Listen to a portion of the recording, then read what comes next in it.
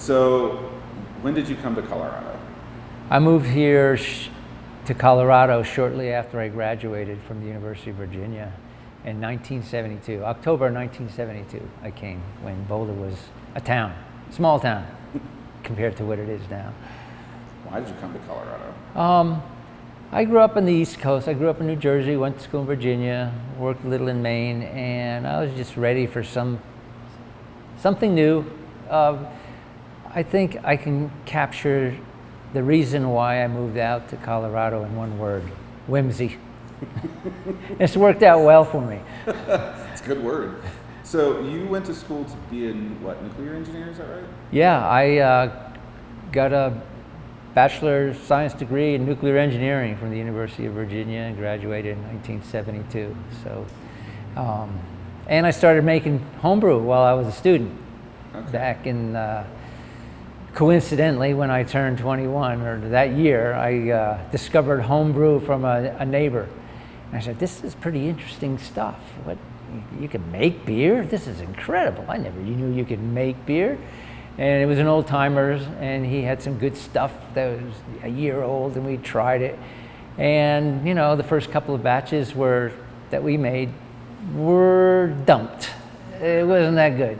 But I figured out a few things, like, you know, got my hands on some beer yeast from a winemaking supply store. They were selling beer making supply. This was in the day, I was making homebrew in the days when it was still illegal. But the feds had better things to do than bust people for making homemade beer. Or at least I'd like to think so. But finally I dialed it in, and my friends loved it, and we loved it, and we made beer pretty regularly as students. And it was really interesting, different than what you could buy. You know, by my standards today, it was probably drinkable, still drinkable beer, but I've learned so much in the years here in Boulder when I was teaching beer making classes from 1973 to 1981 out of my home through back then, the community free school. And I taught over 1,000 people how to make beer in the Denver, Boulder metropolitan area. And that was the foundation for what I would consider the beer culture that has evolved here in Colorado. So in a way, you're kind of like a founding father of that. Yeah, I guess so. I'm a founding father with beer as my kids, so to speak. Good beer, better beer. What really important was that the network of people in the community of home brewers, we talked to each other, we shared our experiences, and what we developed was diversity and choice. And so people could really make some decisions on what kind of beers that they really liked, and people discovered that they really liked beer when they had a choice of something other than just the light lager that was available in those days. That was the only choice in those days, and a lot of people weren't interested in drinking that kind of beer. So you started the association, or Homebrewers Association, right? Right. Where did you come up with the idea for this? Was that just basically to kind of bring that community together more so than what you were already doing? Yeah. Well, as I mentioned, that I taught home brewing from 1973 to about 1981. And as that community evolved, it was pretty obvious that people love sharing information. So one of my former students and myself, Charlie Matson, and I decided to let's start a newsletter. And we drank more homebrew, and our ideas got crazier and crazier. And we started a magazine. We said, let's start a magazine. Well, we could have an association. So in 1978, we established the American Home Brewers Association and published our first issue of our magazine, which is called Zymergy Magazine. And they just celebrated their 40th anniversary last December. So it's still going strong, and there's a lot of people who just have the passion, same kind of passion we had as evolving home brewers back in back in the 70s that has spilled over to 2019 and beyond. It's just a really cool hobby to explore. You learn a lot about yourself and a lot about your friends and a lot about science and art and creating something that people just love to enjoy. So Sam over at History Colorado credits Zymergy as as a publication that really put homebrewing out there to the entire nation. It was something that anybody or any state can pretty much like get for a fair price. Mm-hmm. And it just basically helped change the landscape. So how do you feel knowing that you basically changed the landscape of the nation in terms of beer culture, and not just Colorado, but the nation? Yeah, people give me a lot of credit for as you mentioned, changing the landscape here in Colorado and the nation. History Colorado, the museum has an exhibit right now called Here's to Beer, and one of the cool things they did is recreate that kitchen where I taught home brewing for years, and I go in there and I have an eerie feeling because they did a really good job. I mean, so I remember the way those cabinets were. I used to have my coffee cup there, and I used to make pie out of an electric oven that's pretty similar to that, and my pot's on the stove that's on display, and there's even a sculptured blueberry pie that they welded together on the stove. But it's, I got to take a deep breath every once in a while about, wow, this is pretty darn fascinating that all those things that we just loved to do back in the 70s and the sharing and the community has become iconic. And taking it beyond the History Colorado Museum exhibit, the Smithsonian is going to be refreshing their food exhibit, and that will be open in November of this year, and my wooden spoon will be on display at the Smithsonian American Museum of Natural History. So it just blows me away. Sometimes I just got to reach for a beer, and this is not beer, but I wish it was. So let's talk about GABF, because you started that too. Where did the idea come from for that? The Great American Beer, the first Great American Beer Festival was in 1982, and I was inspired to start that after a visit to England, my first visit to the UK, actually my first visit to Europe. I went to the Great British Beer Festival in 1981 in Leeds, and I was invited there. I was invited to judge the best of show, and I walked in there, and there were thousands of people and hundreds of beers, and they were celebrating their national heritage of real ale and brewing. And I got to thinking, wow, maybe we could do something like this in the United States, the Great American Beer Festival. And I was talking to my friend,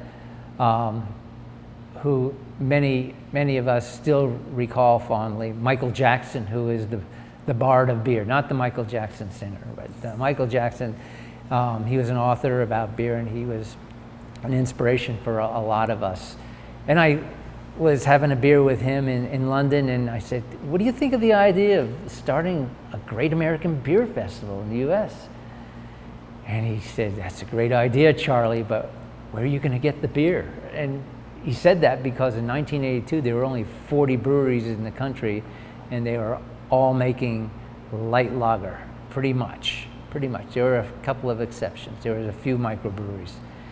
And we said, we'll figure it out. So I remember there was a group of 4 of us scheming in 1981 how we were going to find beers for what kind of beers we want, because we didn't want to have a Great American Beer Festival and just celebrate light lager. We wanted some interesting beers. So there were no books about American beers or such, so we went to a book that was published that had pages and pages of beer labels, and so we could see the labels or the kinds of beers that some of these small regional breweries were making, like Point Brewing or the FX Matt Brewing Company in New York, Point Brewing, Leinenkugels in Wisconsin, Olympia in Washington. There's a few other breweries around the country, and they were making some interesting beers, some German-style beers, some porters, some stouts, and we'd never heard of them out here in Colorado. So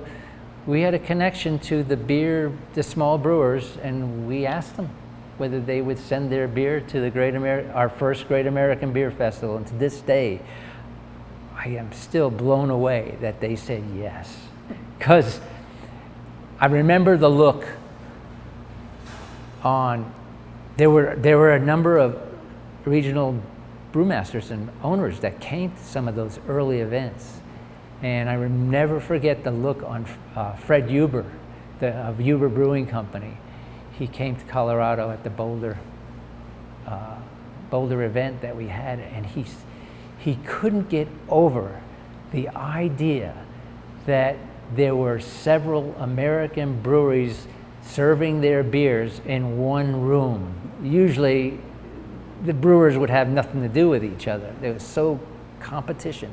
And he couldn't get over the 800 people that came to the first Great American Beer Festival that were trying all these beers, and the conversation in the room was all about beer. He'd never seen that in his life. And he was an old timer, and he'd been in the business his family was in the business, founded the brewery probably over 100 years ago. Never seen anything like that. So it was a very unique experience, because beer festivals in those days were keggers, basically. That's the extent of it. There's no collaboration among brewers, and people didn't know enough about the ingredients of beer, hops, barley. I mean, maybe people knew the word hops, but they didn't know what it looked like. So all these home brewers and beer enthusiasts in Boulder, Colorado, and Denver that came to the first beer festivals talking about beer, that was a really unique thing. So looking back at the first year versus last year, I mean, the growth has been unprecedented, I think. How does it feel to see it become this thing that the tickets are a coveted thing? Like, they sell out quickly, and some, like, I remember a few years ago, the first year I tried to get tickets, like I overslept by like 5 minutes and was not able to get any tickets, and luckily we knew people that worked at a brewery that got us the members tickets. But what is it like looking at it now compared to when you first began? Well, the first Great American Beer Festival had 22 breweries and 40 beers and 750 people. There are more brewers at the 2019 Great American Beer Festival than there were people at the first Great American Beer Festival. So that kind of encapsulates the tremendous growth. I mean, back in 1982, there were maybe half a dozen microbreweries. We call the small breweries microbreweries. And now there are over 7,000, 7,500 or more in the United States, over 400 here in Colorado. I get asked, how does it feel? It just blows me away. Every time I walk every year I go into the beer festival, it blows me away, because it's such a celebration, and all the people there are so excited to be able to be in a space with like-minded people, not only celebrate beer, but to have an opportunity to taste all these different kinds of beers that brewers have been creating and inventing. The innovation has been fantastic. And so, it's not possible to say you don't like beer. It's just not possible, because if you like drinking, if you allow yourself to drink alcoholic beverages, there's a beer out there you're going to like. I can guarantee you that. Yep, I would agree, most definitely. There are a lot of beers out there that I can tell you that. Oh, man. Yeah, people always ask me what's my favorite beer. It's usually the one I'm drinking is usually local. If I'm at home, it's my home brew because I still make beer. And when I'm in Colorado, I pretty much stick to Colorado beer. And then when I'm traveling about, I try to find the local beer because my mantra is the best beer is the freshest beer. So let's talk about, well, actually, before we get to that, you were director of the association for, what, 40 years? Yes, I was founder and president of the American Home Brewers Association, which became the Association of Brewers, which eventually became the Brewers Association. So you stepped down 3 years ago. You effectively retired. Was it hard to make that decision to step down?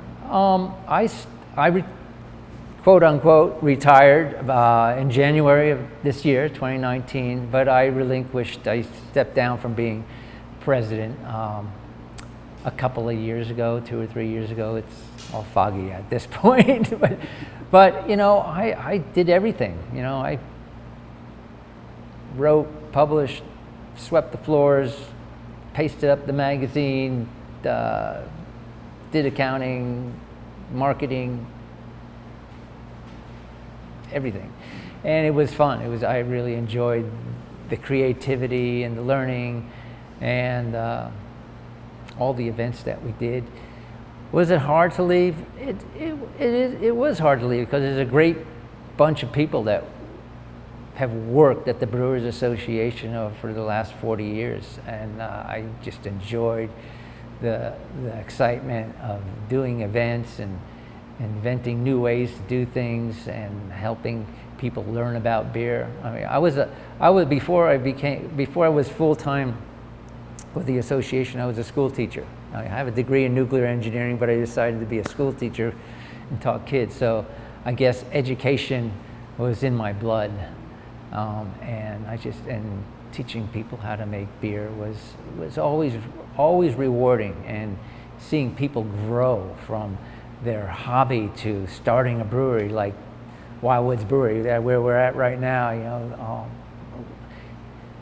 people ask me how many people who started breweries were home brewers originally, and there's never been a survey, but I bet you that's over 95%. The origins of almost every brewery in this country, maybe even worldwide, the small breweries, the craft breweries, or a lot of the origins were the home brews that these people were making, and got support from their family and community. Say, hey, nudge, nudge, why don't you start a brewery? Yeah, it's definitely a love thing for sure. You love the craft, and sharing it is a huge deal. Yeah, there's a universal passion that successful brewers have when they start a brewery. It's not your typical business startup. There's a lot of things that people feel passionate about and start a business, and it may not be beer. And the more passion you have and excitement, the more long-lived your career will be, whatever career you pursue. And I guess it's been a lot for a lot of people. It's been pretty easy to get passionate about beer and the people that you're making the beer for and the enjoyment that it creates. Do people still seek you out? Yes. I think since the selfie was invented, there's probably been more selfies made, not by me, but by others with me in it. So you have homebrewed, as you said, since you were basically 21 years old. What's your favorite thing that you have ever brewed yourself? Whew. Well, I started brewing in 1970, and I continued to make maybe a dozen, maybe a little bit more this year, dozen batches of beer a year. What's my favorite? I guess I really don't. My answer about my favorite beer is like I I recite the list of beers I have on tap right now because those are my favorites. I have a Helles Pilsner, I have an IPA, traditional IPA, I have an Irish style stout, I have a German style smoke lager, I have a porter. So, and then those are the keg beers, and then I have special beers that I've bottled, and those are usually stronger beers, barley wines, Belgian style lambics. So, the most memorable beers, I tell you, one of the things I think about is why do I brew what I brew? And it often has to do with life experiences I've had, or places I've visited, or beers I've had somewhere else. And it's not only about the beer, but it was about the setting where I had the beer. And oftentimes when I try to duplicate a beer that I've had in a spectacular setting, I'm trying to recreate that feeling and the memories of, the German beer garden outside underneath the big chestnut trees drinking a certain style of beer, or the pub in Prague and the dark lager that I had at one of the oldest brew pubs in the world, or an IPA at a particular cool pub that I have been in, or an English style ale at a particular brewery and a particular pub, and I'll create those recipes and it'll remind me of those experiences. So a lot of what I make I'm not only trying to recreate the beer, but recreating the feeling of the experience, and I'm hoping that people get it when they taste my beer. So why did you never open a brewery yourself? I've thought a lot about opening up a brewery, and that's the reason why I haven't opened up a brewery, because I thought about it a lot, and it's a lot of work. I have a high degree of respect for every brewer every home brewer that's turned professional, and every brewer that's out there. It's hard work. It's you always have to up your game. You always have to learn more. It's a never-ending educational experience. And you're dealing with so many aspects of the business world. You're not only making beer, but you're distributing the beer, and you're selling the beer, you're marketing the beer. You have employees, you have, the experience of having 60 employees at the Brewers Association. I mean, when we started, the American Home Brewers Association was a volunteer-based business model in those days.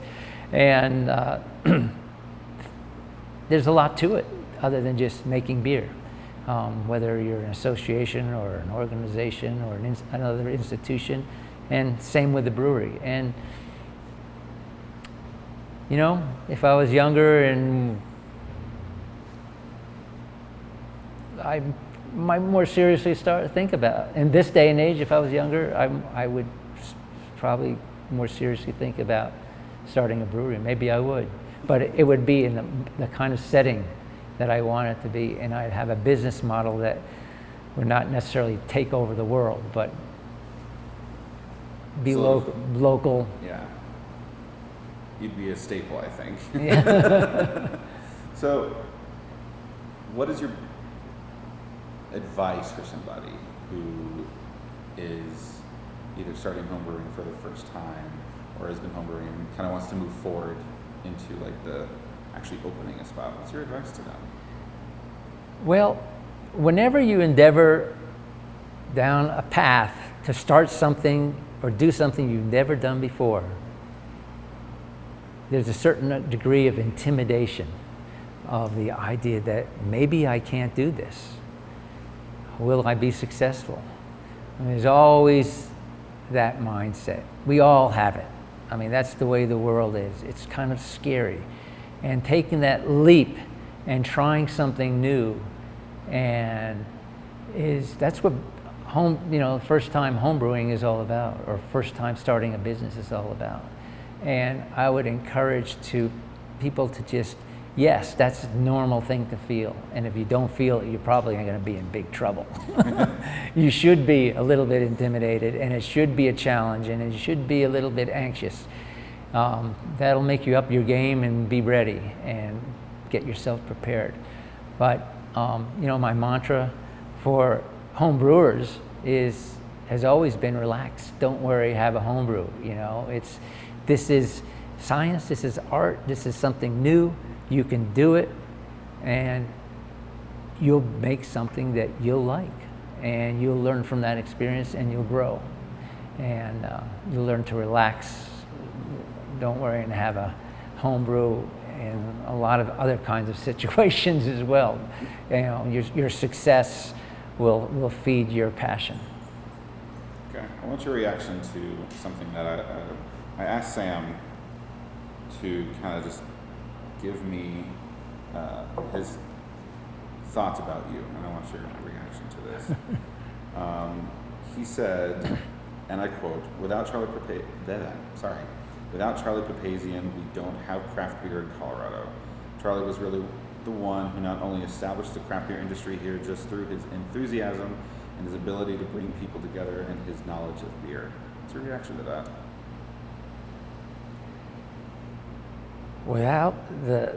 My reaction to the statement that without Charlie Papazian there would be no craft beer here in Colorado, craft brewing. Well, there may have been, but I think what I brought to the table right from the start was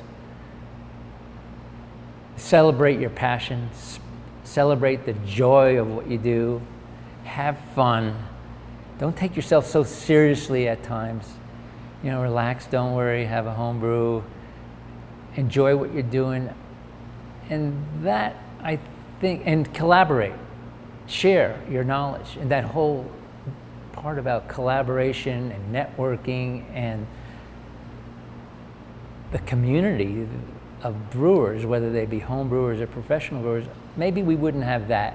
Maybe we'd have old school competition and fierce competition. There wouldn't be so much collaboration if I weren't here, but there'd probably be a version of craft beer and craft brewing, but maybe it wouldn't be the Charlie Papazian version of attitude of life that I try to instill in people. For the people that come up to you and say thank you, what do you say?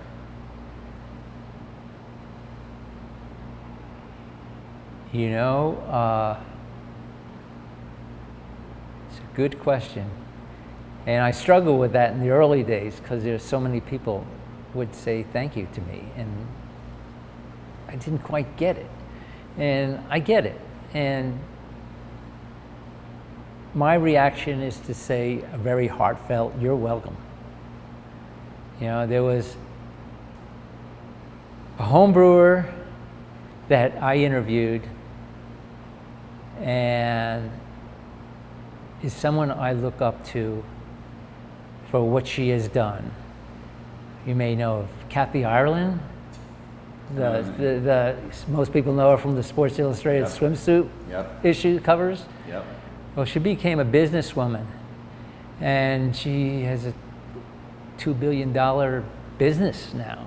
And she had a vision for who she was going to be. I asked her that when I interviewed her. But one of the things she said, when people say thank you, and they might have,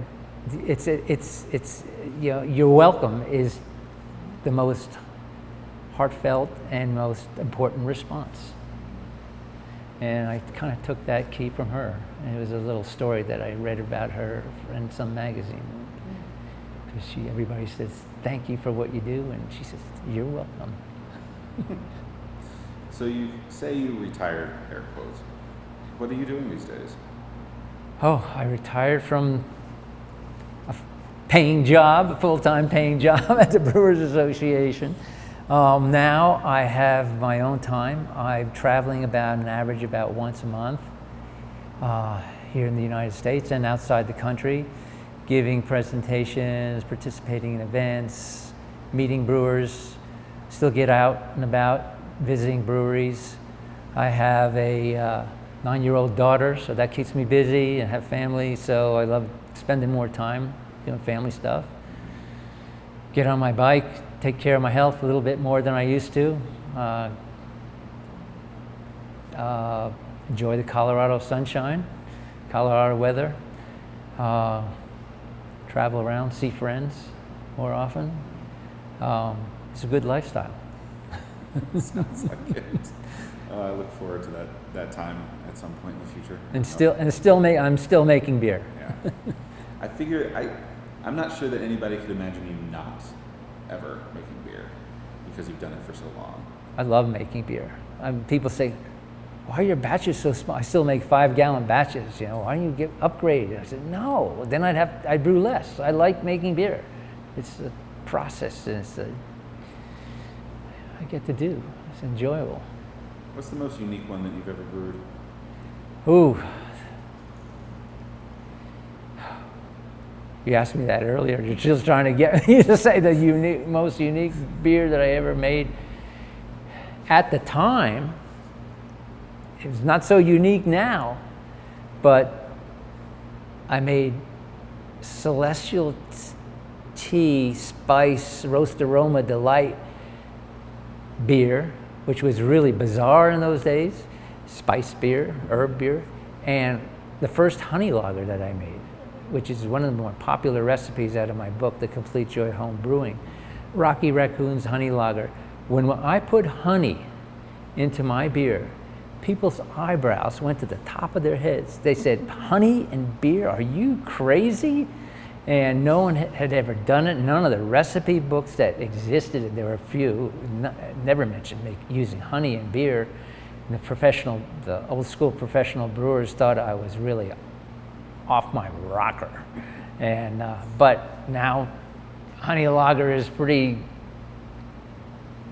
mass-produced beer that has honey in it these days. So those were pretty bizarre beers. There's a beer that I've made that is legendary called, out of my book, maybe you know it, Goat Scrotum Ale. Yes, I do. It has chili pepper, allspice, cinnamon, juniper berries, molasses, everything but the kitchen sink. That was the theme of that recipe. And that was a really popular recipe. First time that I ever used chili peppers in beer. Now that's kind of a normal thing for a lot of breweries to do. But it was really popular. When I would make it in the classes and people would try it, and they just, you put all these different ingredients in beer. That kitchen at History, Colorado, there's a cabinet right above the stove. And we would often open that cabinet, spice cabinet, and just throw in different spices into the pot. See, well, this sounds good. Ginger beer. Put ginger in beer. That's pretty bizarre. Now there's ginger beer. I mean, that's not too bizarre now, but in those days, everything was bizarre that we were doing. So, are you still writing? Are you putting together any new recipe book or anything to that effect? I've taken a break from writing, because after 40 years of having having to write a story every month for 40 years, at least one every month, because there were other gigs that I had, and 4 or 5 books. I just wanted to know what it was like not to have deadlines.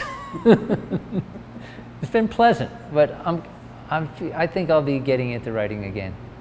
So the book that's out there with the recipes that are in it, has any of the breweries that you've ever been to, have they nailed it? Yeah, there have been a number of breweries that have nailed it, particularly if they use my yeast, my brewing yeast, which is available from one of the yeast companies. It's called Fist Bump from White Labs. They cultured the yeast that I've used for years, but yeah, there's a brewery in San Fernando, California that brewed a batch of my Creekside Dunkel dark Czech style lager. He nailed it. Sierra Nevada nailed it pretty much when they did their 30th anniversary celebration about, must have been 5 or 6, 7 years ago. And they did 4 releases, and one of them was a commemorative beer with myself and Fred Eckhart, who was a legendary home brewer as well. And we came up with a recipe, one of my Helles lager recipes, and they bumped the alcohol up, made it a kind of a Maibach, but they nailed that one pretty well, after going back and forth and tasting pilot brews. So it was a commemorative beer for their 30th anniversary. And every once in a while, a home brewer will give me their IPA or this recipe or that, and say, this is your recipe, and I say, whoa, you nailed it. Is it a little surreal to be tasting the beers that you created in breweries and other breweries? Well, it's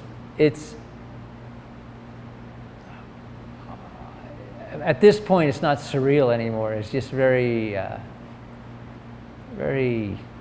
it's complimentary to me. I mean, it's very satisfying, and I'm just glad people are taking advantage of some of the knowledge that I've imparted into these recipes, because I know they're good recipes,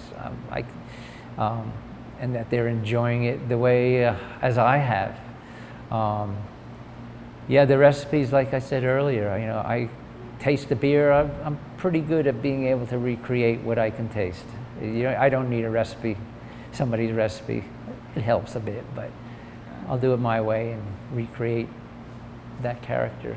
Sam says you have one of the most amazing palates that he has ever heard of. So I guess is that basically how you're able to do that so well? Yeah. I back in the early days, I established the guidelines for judging and competition, beer style competitions. The early days, I was a founding father for all that, for sure. But I was a judge. I learned how to cultivate my palate, and I learned a lot from other people. I was always open-minded, and I discovered I do have a pretty good palate for food and beer, and I cook a lot, and whether it's beer or food, if I taste something, if I can get a hold of the ingredients, I can recreate it. What do you think the future holds? I think the future holds the fact that we're never going to go back. That can be said about a lot of things, but with regards to beer, local and regional and craft, small and independent, is here to stay. The quality and diversity and the choice that we have is here to stay.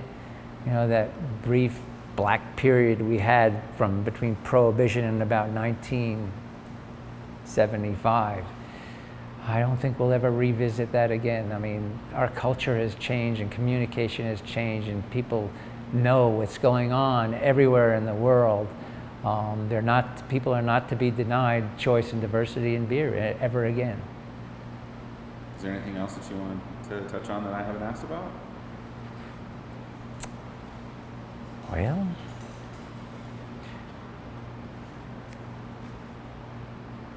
we touch on a lot of stuff. I'm looking forward to keg beer later this week, something that I've lagered for about 8 weeks. I call it Wild Hoptoberfest. It's an Oktoberfest style beer brewed with some wild hops and other things, and it's really, really good. All my homebrews are nuanced in ways that the kinds of beers that I make, you'll never find at a brewery, or hardly ever find at a brewery. They're just, if I'll make a Czech style lager that I had in Czech Republic, I'll make it and then add dry hops to it, just to tweak it, just to goose it. And I have wild hops that nobody else has, and nobody else could really grow or harvest. I mean, home brewers could do it, but commercially, I go my way. I still go my own direction. And if I ever had to enter a competition, I probably wouldn't do good in competitions, because stylistic, my beers don't exactly fit those guidelines that I developed over all those years. So here's to beer and what's going to be brewed tomorrow. Are you always tweaking, always kind of playing around? I'm always tweaking and playing around. I'm always growing different things in the garden. I love chili peppers too. All kind. I bring seeds back from different chilies from experiences I've had and try to grow them. Thanks. So the two quick questions that popped in my mind, and actually one of them is one of the things that we already talked about. How do you handle, how do you plan GABF now? Is you're just going? Me? Yeah. Oh. Yourself. Okay. Oh.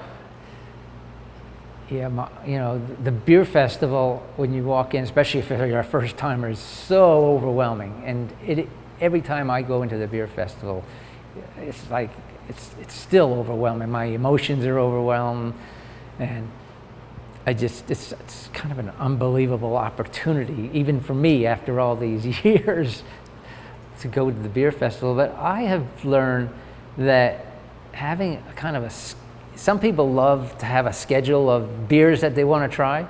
That's good for starters, but I would encourage people to leave yourself the opportunity, at least for an hour or two, to just wander around and just discover, because that's what the beer festival is all about, is discovery.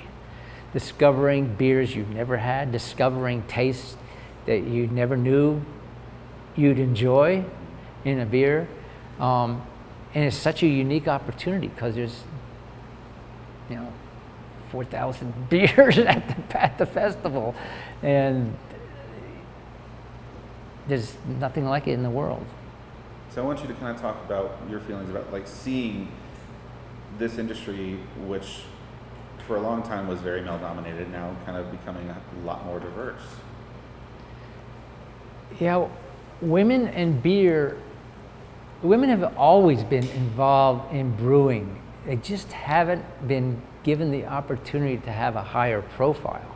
If you look at some of the old photographs of our events, the home brewers conferences and the early beer festivals and our early events, there was a really diverse group of men and women that were attending these things because this was really unique. You look at the old school professional brewing events, it was all men in suits and jackets and ties and white shirts, and it was pretty darn not very diverse, let's just put it that way. So one of the things that microbrewing and craft brewing has done is give people of all types and the opportunity to be involved. And you're seeing one aspect is that you're seeing a lot more women being welcomed into the business and community of craft brewing, and I've always admired the unique perspective that women bring to brewing. I had my home brewing classes in the 70s were usually 50%, 40% women, always. And their perspectives and their view on life, they brought into the way they formulated recipes and the way they made beer and the way they presented beer and the way they experimented with beer. I don't know how to explain it, but they really bring something special to the beer world, and I'm glad to see that their profile is being elevated and they're being more welcomed, because the more diversity we have in the craft beer and the brewing community, the better choices we'll have as beer drinkers, that's for sure.